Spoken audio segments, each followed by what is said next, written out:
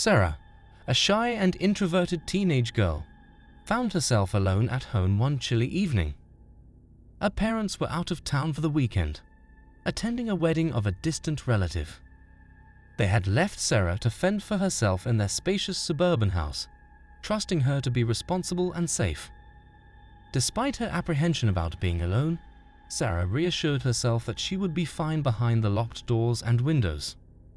She had her phone, a laptop, and her dog, Max, to keep her company. As the night wore on, Sarah settled into the familiar routine of watching movies and browsing the internet. She curled up on the couch with a blanket and a bowl of popcorn, enjoying the freedom of having the house to herself. The house was quiet, save for the occasional creaking of the floorboards and the distant hum of passing cars. Lost in her thoughts, Sarah barely noticed the passage of time until a sudden knock on the door jolted her out of her reverie.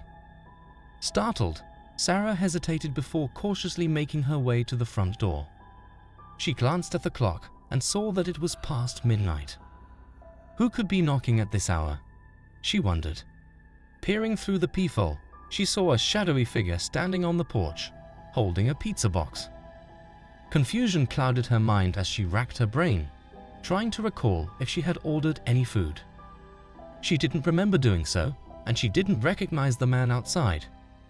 He wore a dark hoodie and a baseball cap, obscuring his face.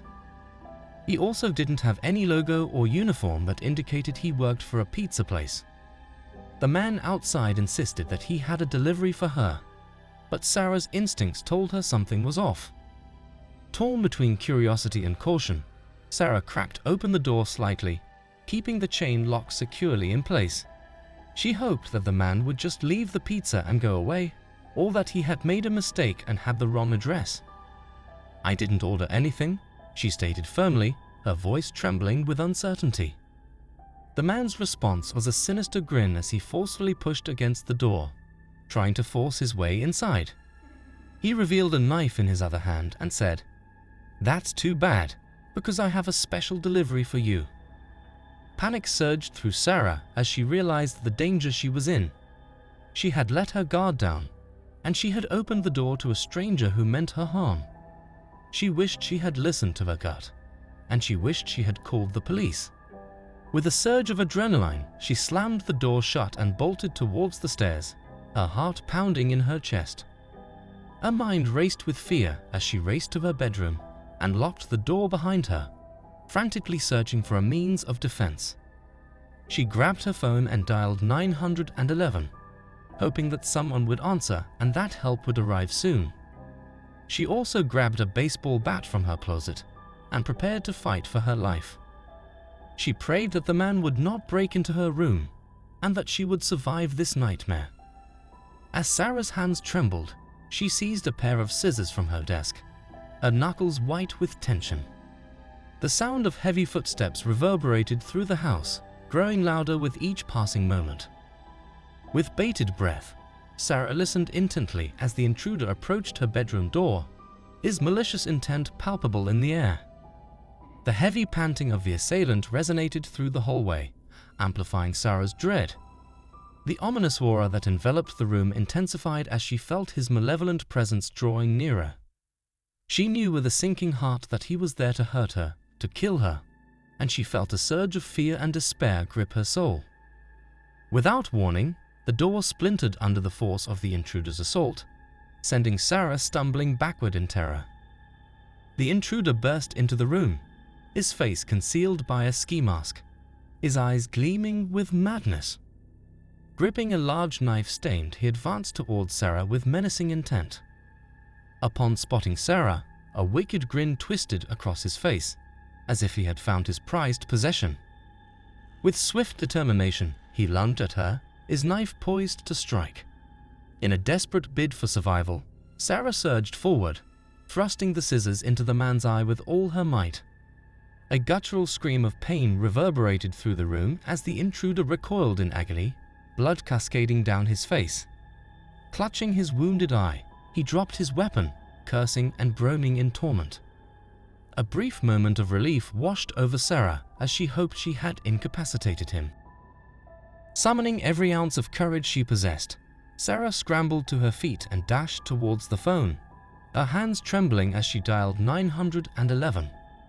Praying fervently that the intruder was still incapacitated, she fervently hoped that the phone line was operational and that someone would answer her plea for help. Tears streamed down her face as she recounted the harrowing ordeal to the dispatcher, her voice trembling with fear and desperation. She provided her name, address, and the dire situation, pleading for immediate assistance. The dispatcher reassured her that help was on the way, urging her to remain calm and safe. With heartfelt gratitude, Sarah thanked the dispatcher and terminated the call, scanning the room for a hiding spot or a makeshift weapon to defend herself. Minutes elapsed like an eternity as Sarah anxiously awaited in terror, her gaze fixated on the bedroom door, dreading the intruder's impending return. She discerned his agonized moans and shuffling footsteps echoing through the hallway, pondering whether he remained blinded by the scissors or had recovered enough to perceive his surroundings. She speculated whether he harbored feelings of anger and vengeance, or was overwhelmed by fear and remorse. The uncertainty of his next move haunted her, alongside the uncertainty of ever reuniting with her loved ones. The arrival of law enforcement officers provided a glimmer of hope amidst the pervasive darkness, their commanding voices instilling a sense of security. She heard the commotion of their apprehension of the intruder, the discharge of firearms, and the intruder's subsequent incapacitation. As the officers forcefully entered her room, their badges and weapons visible, Sarah felt a wave of relief wash over her. Witnessing their swift actions and compassionate reassurance, she was overcome with gratitude for their intervention. In the aftermath of the harrowing ordeal, Sarah uncovered the chilling truth about her assailant. He was a notorious serial killer who had escaped from prison, his insidious motives driving him to target vulnerable young women in the vicinity. Sarah's narrow escape from becoming his next victim left an indelible mark, haunting her with lingering nightmares and irreversible trauma. Though she survived the ordeal physically unscathed, the emotional scars would endure, a reminder of her resilience amidst unspeakable terror.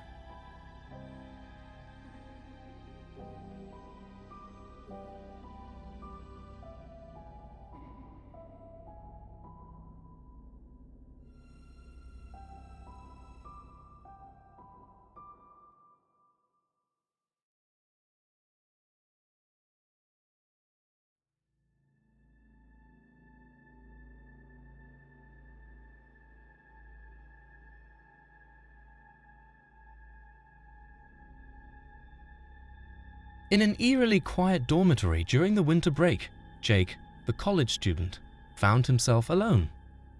With his roommates off on vacation, Jake savored the solitude, intending to utilize the time catching up on studies and binge-watching his favorite shows. He always relished being alone, finding comfort in the silence that enveloped his empty dormitory.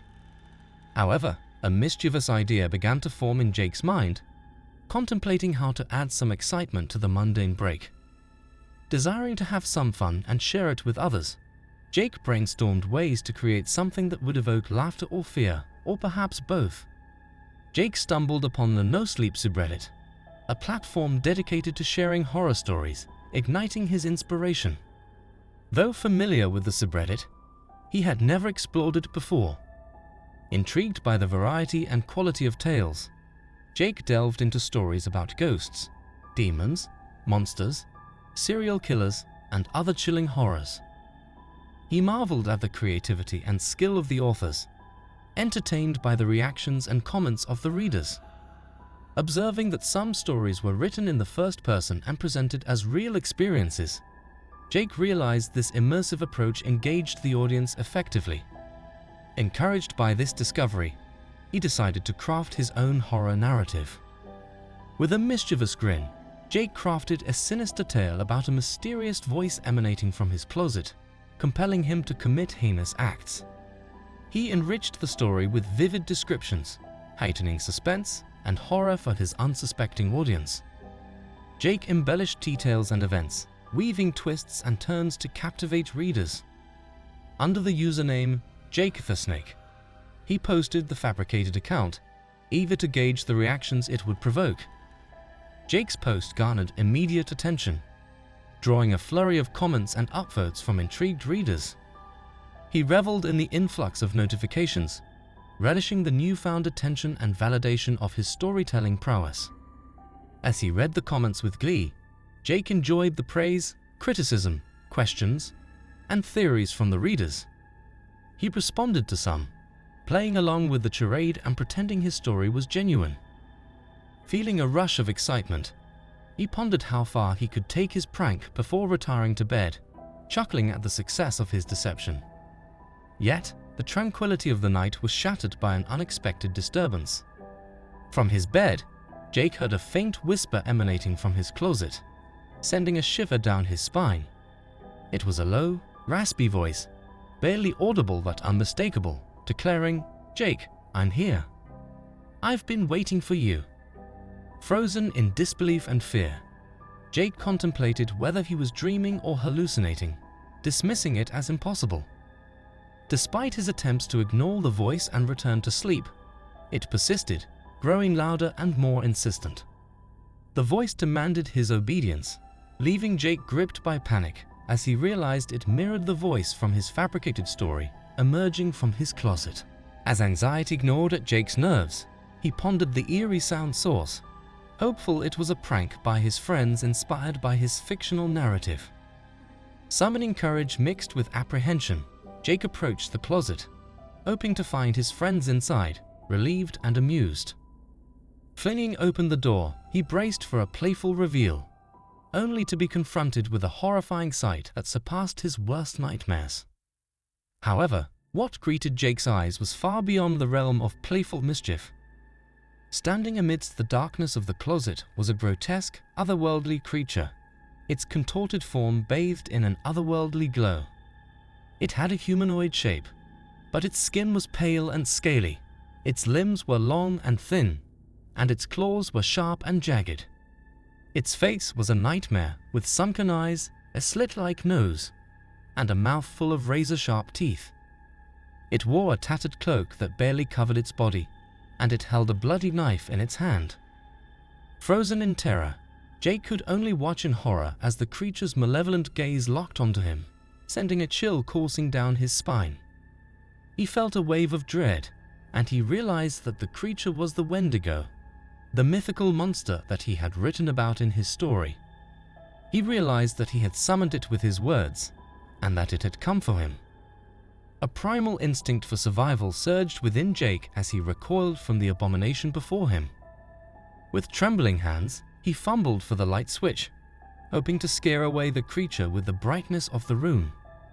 He flicked the switch, illuminating the room in a harsh glare. Yet, to his horror, the closet stood empty, devoid of any trace of the unearthly intruder that had invaded his sanctuary. The creature had vanished, as if it had never been there. Jake felt a surge of confusion, and he wondered if he had imagined the whole thing. He wondered if he was losing his mind, or if he was dreaming. He wondered if he was safe, or if he was still in danger. Shaken to the core by the chilling encounter, Jake frantically searched the dormitory, scouring every nook and cranny for signs of the creature's presence.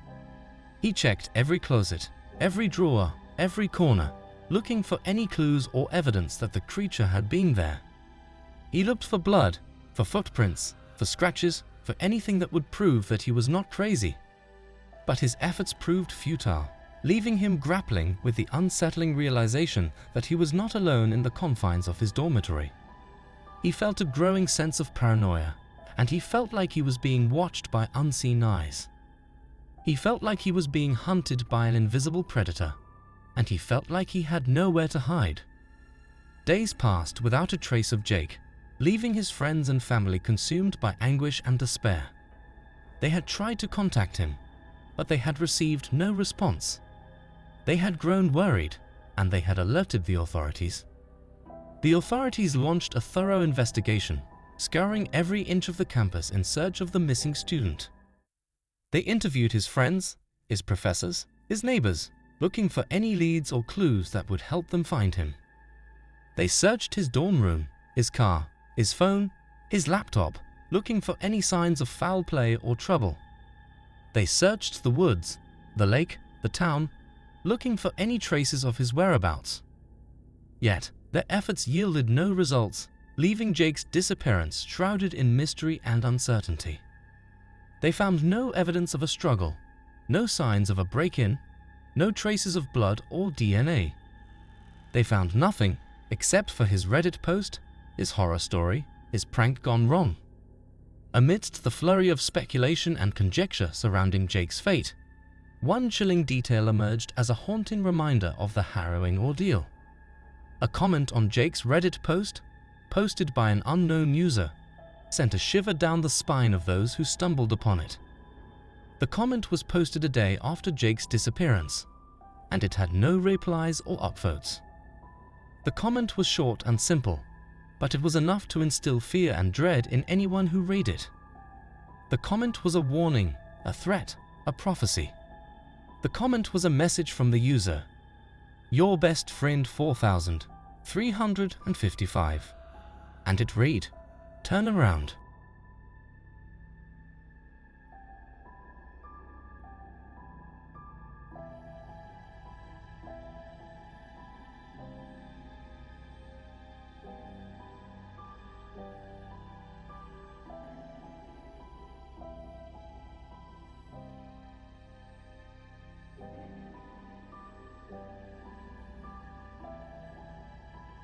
In the quiet afternoon, a sense of solitude enveloped the boy as he found himself home alone.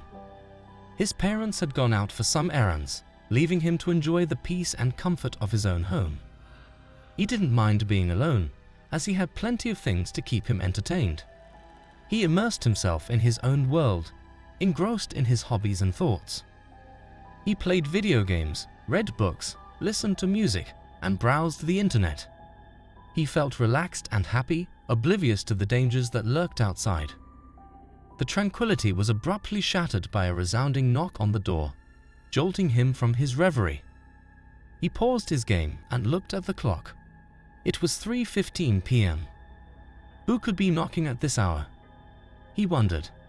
He wasn't expecting any visitors, and he didn't recognize the sound of the car that had pulled up in the driveway. He felt a pang of curiosity and trepidation as he got up from the couch and made his way to the front door. He hoped that it was just a delivery person or a salesperson, and that he could get rid of them quickly and resume his game. Peering through the peephole, he was met with a startling sight. A woman stood before him, her face and clothes stained with blood. She looked pale and terrified, and she had a desperate expression on her face. She knocked again, more urgently, and called out to him. "Please, help me," she said. "Please, let me in. There's a man after me. He has a gun. He's trying to kill me. Please, I beg you, let me in." A surge of empathy coursed through him as he heard her plea. He felt sorry for the woman, and he wanted to help her. He wondered what had happened to her and who was chasing her. He wondered if he should call the police or if he should let her in first. He wondered what he should do. Torn between compassion and caution, he hesitated, the weight of the decision pressing upon him. He knew that he shouldn't open the door to strangers, especially when he was alone. He knew that the woman could be lying, or that she could be dangerous. He knew that he could be putting himself at risk, and that he could be making a mistake. But he also knew that the woman could be telling the truth, and that she could be in danger. He knew that she could be a victim, and that she could need his help. He knew that he could be saving her life, and that he could be doing the right thing. He knew that he had to make a choice, and that he had to make it fast. Driven by compassion, the boy's heart softened as he unlocked the door, extending a lifeline to the distressed woman. With trembling hands, he turned the knob, ushering her into the safety of his home. Yet, as she crossed the threshold, an unsettling realization dawned upon him. Her eyes gleamed with an eerie intensity, her movements betraying a sinister intent. Before he could react, the facade crumbled, revealing her true nature. Gripped by terror, the boy recoiled as she brandished a knife, the glint of malice in her eyes piercing through the air like a dagger. In a swift and merciless strike, she lunged forward, plunging the blade into his chest with chilling precision. As pain seared through his body, the boy's world spun into a nightmarish blur. The laughter that followed, dripping with malevolence, echoed hauntingly in his ears. Darkness enveloped him, threatening to engulf his consciousness as he teetered on the brink of oblivion. The fleeting moments before unconsciousness claimed him were etched with fear and betrayal, a stark reminder of the harrowing encounter that shattered his sense of security.